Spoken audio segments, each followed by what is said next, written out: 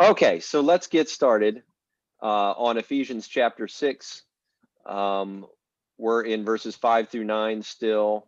I'm going to change colors on my pen here so that it's different. We'll go with purple. There we go. So Ephesians chapter 6, verses 5 through 9, and hopefully we'll be able to finish this tonight. I don't think we should have a problem. So let's read it and we'll jump in. Bondservants, be obedient to those who are your masters according to the flesh, with fear and trembling, in sincerity of heart as to Christ, not with eye service as men pleasers, but as bondservants of Christ, doing the will of God from the heart, with good will doing service as to the Lord and not to men, knowing that whatever good anyone does, he will receive the same from the Lord, whether he is a slave or free. And you masters do the same things to them, giving up threatening, knowing that your own master also is in heaven, and there is no partiality with him. Okay, so we know where we are with this. We're in the last of the parallel sections where Paul is going through the different relationships within a household to show what submission looks like as part of being filled with the Spirit. So being filled with the Spirit has as its result submitting to one another is one of the results of a Spirit-filled life. And therefore he went through wives and husbands with a mutual submission there, wives submitting to their husbands, husbands sacrificing themselves for their wives in love. He went to parents and children, children obeying their parents, which is different from wives submitting to their husbands, and parents not exasperating their children, but nurturing them and bringing them up in the discipline and admonition of the Lord. And now he's into bondservants and masters, because this is going to be in this culture, in this culture at the time, another household relationship. And so a Christian household is what he's talking about, is what he's using as a prime example of what Spirit-filled living looks like, because that's where the rubber meets the road, is when you're at home. It's when you're dealing with people that you are the closest to and how you treat them. And so he is talking about slaves here, not just household workers, although the application of this does extend, as we will see when we talk about it a little bit at the end tonight, it does extend to in our modern cultural context in a United States situation. It extends to a worker and an employee and a boss type of situation. But in reality, it's a much more severe situation here that he's talking about with slaves and masters. So that's the first thing by way of introduction. Second thing by way of review is, whenever we talk about this kind of topic, we have to make it very clear that although the Bible does not condemn slavery per se, the type of slavery that was in existence in the United States, in the European colonies, throughout a lot of history, including in the Roman Empire at the time of this writing, is wrong. There shouldn't be any doubt about that, but the kidnapping of people and the subhuman treatment of people is not a biblical perspective, and is wrong. No matter what theologians had said, there were unfortunately many pastors in the South during American slavery and theologians in the South that tried to use biblical passages to support what was going on in the United States, and they were wrong. So that's the second aspect of this. The third aspect of this is, although that was all wrong, neither Jesus nor Paul ever suggested to slaves that they were to try to overthrow the system. And this was an argument that was used by a lot of Christian pastors in the South and a lot of slave owners in the South to try to keep slaves under control. And it's not a good argument for that reason, but it is an accurate representation of Scripture that the Bible does not encourage people to overthrow their oppressors necessarily. That is not a biblical teaching. It is a biblical teaching that people who do have some political power should work to make a system right. And so people like William Wilberforce were in the right to end slavery in the British colonies. And we wish there would have been more here in the United States earlier in our history, rather than having to wait till we got through a civil war to see it happen 100 years after our founding. But so slaves were not encouraged to overthrow the system, but masters within the system, as we're going to see, were commanded to have ethical treatment of those who they owned as slaves. So this is what. Go ahead. It's interesting, Doug, that this the subject of slavery. Some people will use it as an excuse not to take the Bible as an authority because they said that that the Bible encouraged slavery. But I had to express to a young man one time that I was talking to him that slavery has always been. It's not something that God invented himself. Men invented that. Slavery goes back way back before Bible's time, and we even have slavery today going on. Though they don't put it in news like as much as you would, regularly would hear it. Slavery does happen. Take for instance what's happening in Nigeria, when they're stealing those young boys or they're stealing the young girls. That's for slavery. Yeah, well, and we see what's going on at our border right now with all of these children that are being brought over as, sex slaves and as tools, really, to try to get into our country. That it's happening. It happens in America still, in some form, where people are stolen for the purpose of some form of slavery, whether it be sexual or whether it be working, forcing them to work. It is something that has always been in existence. And know the Bible. Yes, many people misunderstand the scriptures as encouraging slavery or as in promoting slavery. And that is absolutely an incorrect reading of the scriptures. God never promoted slavery. He didn't begin slavery. What God did actually that was different from what you see in all of the cultures around the world was he regulated slavery in the Old Testament law so that it was more of a humanitarian type thing, so that they were well treated. He actually set up regulations so that they would be treated fairly, which was unheard of. And that's what I expressed to the young man. I said that the Bible is the only book that I've found that instructs masters how to properly treat their slave. Right. So, right. Doesn't it go back to the beginning with Deuteronomy, I think it is, where it lays it out why it was for people that were downtrodden to be able to work under somebody else. There was a lot of different things that encompassed the word slavery or bondservant in that day. Isn't that correct? Within the Jewish culture, as was set up by God, there were allowances for people to basically make themselves indentured servants. If they couldn't pay bills or they didn't have enough money to eat, they could hire themselves to somebody and become their servant, become their slave. And they were basically bought by the master. And they would actually, there was also allowances within that system for them to be freed every 7 years. And then they could go back into slavery if they still couldn't afford to pay their bills. And then every 50th year, the year of Jubilee, they were set free completely.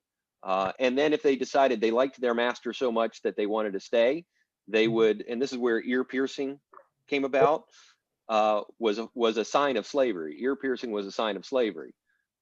This is why they would pierce their ear to show that they were permanent slaves. This is why when the Israelites were in the wilderness around Mount Sinai and Moses is up on the mountain and they want to make that golden calf, they take out their earrings and give them to Aaron. Their earrings were symbols of their slavery in Egypt. The Egyptians pierced their ears to show that they were their slaves. So it's fairly interesting where we have it now. It's ear piercings are a sign of whatever. I mean, you do them to make yourself pretty or something. I don't know. And some people, it's a sign of rebellion. Some people just like their ears pierced. But back then it was specifically a sign of slavery. Yeah, so the Bible regulates slavery, and I would say that the reason why the Bible regulates slavery is much the same reason why the Bible regulated divorce. God did not like divorce. Jesus made it very clear that God was against divorce. However, he says, because of your sin, Moses allowed for divorce, and he regulated it, and he regulated it for the protection of the woman, who would have typically just been cast off as property that was unwanted anymore and used as again a tool for whatever purposes they wanted her for. And so the regulation came in to protect the woman from abuse. And the same thing is true with the slavery regulations in the Mosaic Law and some of the commands here in the New Testament that you read about slavery and how masters are to treat slaves. It was primarily for the protection of the slaves, because they would have been mistreated in the system that they were in if these regulations did not exist. So that's the backdrop to this whole thing. And now we began looking at this a couple weeks ago and made it a little ways through. The command is for the slaves to be obedient to their masters according to the flesh. And then three ways in which they were to be obedient. They were to be obedient with fear and trembling, in sincerity of heart, and as to Christ. So with fear and trembling gives kind of the attitude.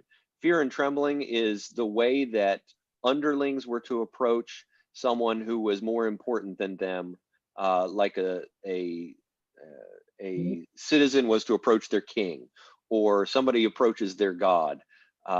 In this case, a slave approaches their master with fear and trembling. It is not that the master is more of a human than the slave, but it is just a sign of reverence that you treat them with respect. And so it's their attitude towards them. Insincerity of heart is how committed they are to be. It is an internal thing, not just an external thing. They're not just doing it on the surface.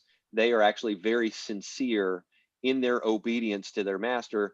And ultimately, it's as to Christ, which is their motivation. They are really, when they are obeying their masters, deep down inside, they are obeying Christ. And that's where we stopped last week. I think we started into verse 6, but that's kind of where we stopped. Anybody have any questions about all that so far? Okay. Verse 6 and 7 and 8, which makes up the rest of this entire command to slaves, is basically a restatement of this entire verse 5. So he's going to draw out a little bit of what obedience looks like and what fear and trembling and sincerity of heart and as to Christ looks like. He's going to kind of explain it a little more in case we don't understand. So as he gets into verse 6, the beginning of verse 6 kind of harkens back to verse that's number 2 there, and as bondservants of Christ harkens back to as to Christ. And so he's going to kind of mix it in here a little bit. Most of what he's going to focus on is how number 3 looks.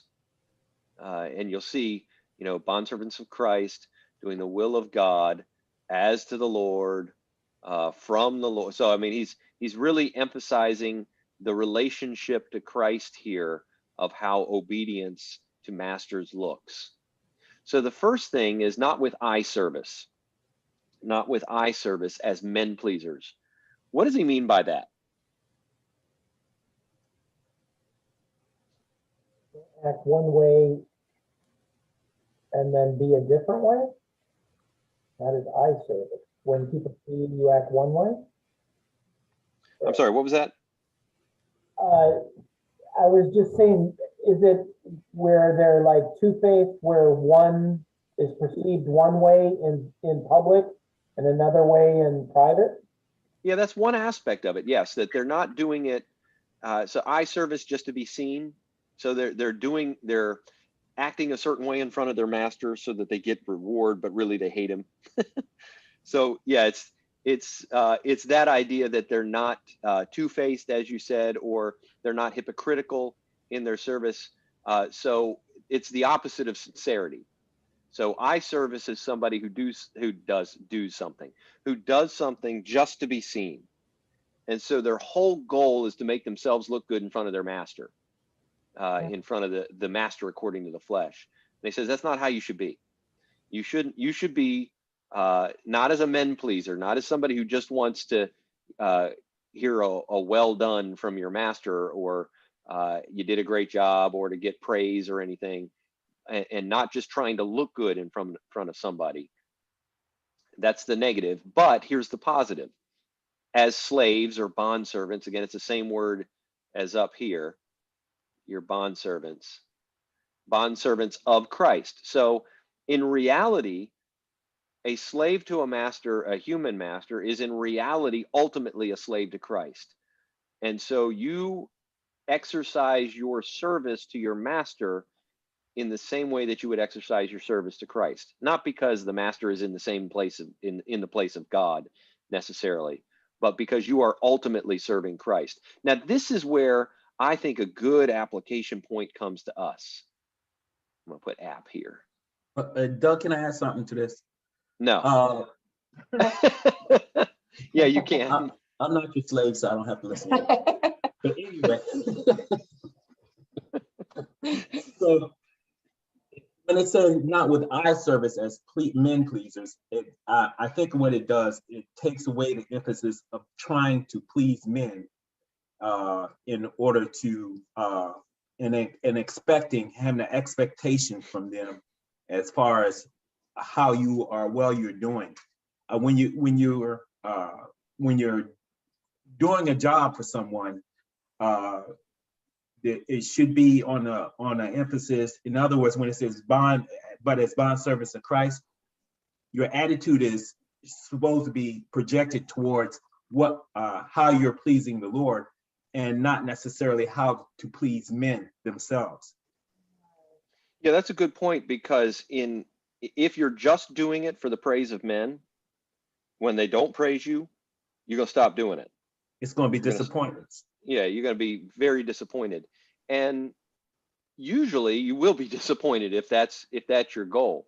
As a way of bringing it forward, because we're sitting here in 21st century America, and we aren't under slavery, nor do we know of any slaves around us.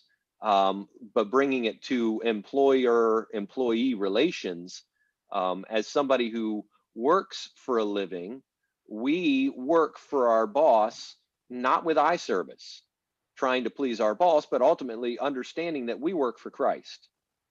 And that way we do our best, we work hard, we don't do it specifically so that we get praise from our boss, because when they don't praise us, then if that was our motivation, if that was our goal, we would stop working hard. We'd stop doing what was right. But ultimately, we're doing it in service to Christ. And I think that's an important thing for us to remember in relation to this, that ultimately we are servants of Christ. No matter what relationship we have with anybody around us, we are ultimately servants of Christ. And so as a way of application, when you go to work, those of you that still work and aren't yet retired, you're working not for your boss. You're working for Christ. Yeah, I'm a little jelly. You're ultimately working for Christ. And I've told my boss this, that he's not my boss. And he says, what do you mean? I said, well, God's my boss. I ultimately work for Jesus. And he said, he said, well, I'm kind of glad of that, because you can't get anything by him. I said, that's right. I said, I can't fool him. So I have to do my best, because he sees when my boss isn't there. And so he's kind of glad I'm like that, because I handle all the money. The good point about that too is that when you're saying that you're doing it for the service of the Lord, there's things that you may be asked to do by your boss, and if you're doing it for your boss or just for eye service, you'll do a lot of things that may not be ethical, or you can do things that if you're just trying to please man, you could be asked to do things that go against what you believe the Word of God is teaching. Yep. Yeah, he's learned over the years not to ask me to lie for him anymore. Yeah, yeah, I mean, little things like yeah, on the phone, somebody asks for him and he says, well, tell him I'm not here. And I always yeah. tell him, Steve, I can't tell him that. You're sitting right in front of No, me. I'll tell him you're not exactly, available to come to the phone, but I'm not going to exactly, lie to him. And he's learned exactly. I've not to had to ask do me the that. same exact thing, you know, tell them I'm not here, tell them I'm whatever. I'm like, no, no. And if you're trying to please the boss, you would do that. Right. Yeah. Close your eyes. I can't see him. La, la, la.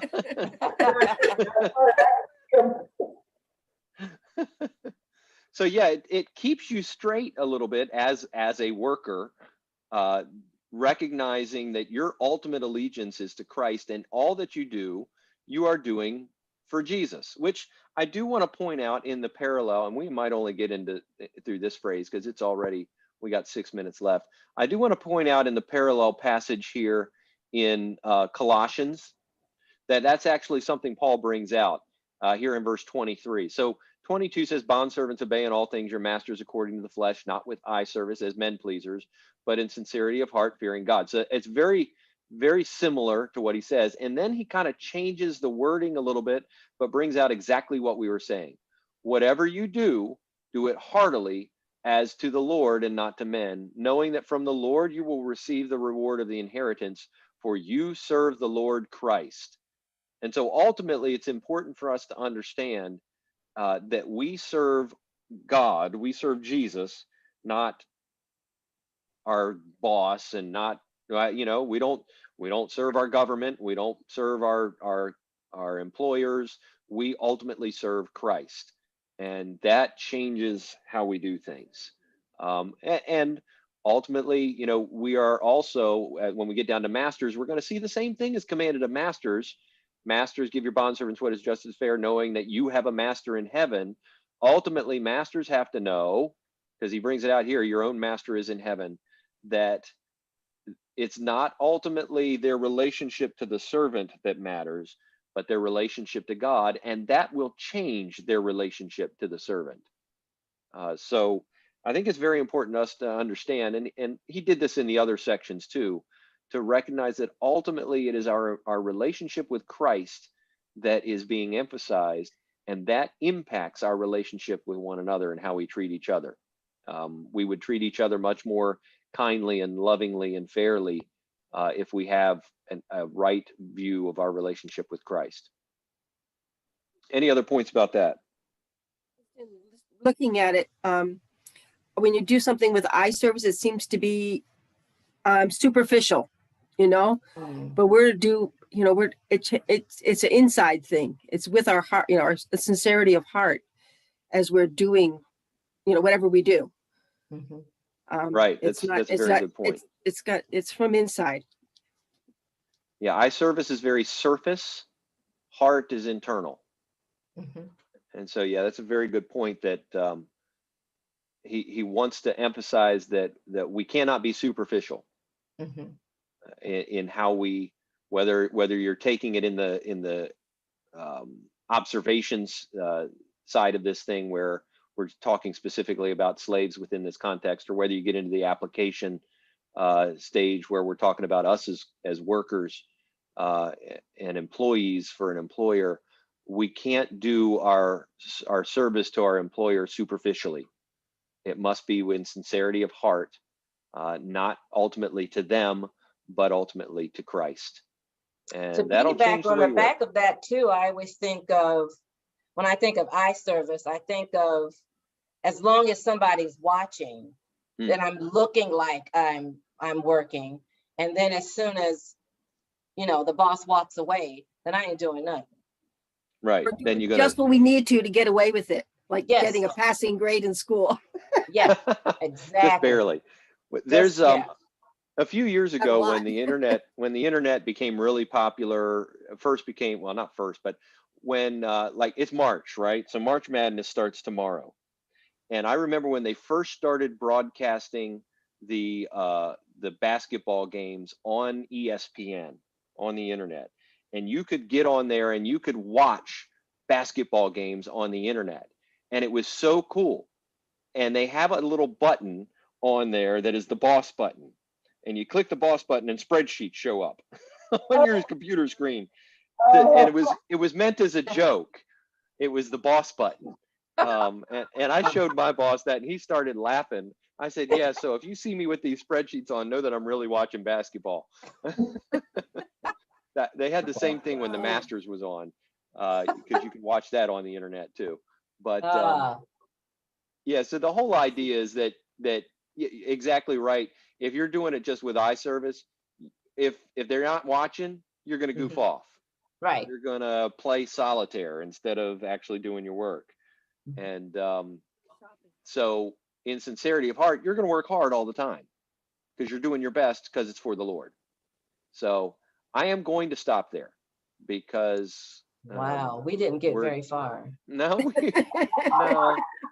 Never Now seen it. here I thought we were going to make it all the way through.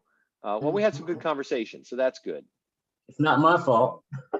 No, you can blame me. Blame me. But what are So- some of the preachers that endorse slavery, theologians rather? Gosh, I don't even use him anymore, so I can't remember what his name was. He was a very famous Presbyterian theologian in the South. You know, I have to look it up and I'll have to think about it and let you know next week. Because yeah, there was one that was really well known that I've heard a lot of people use, and I cringe every time I hear them use him because it would be very offensive to African Americans that, or as Richard likes to be called, Black people, That's right. who know what he is, know what he promoted. So I choose not to use him for that reason. Although you could also choose not to use Martin Luther too, because he was very offensive to Jewish people. But anyway, so we're going to stop right there.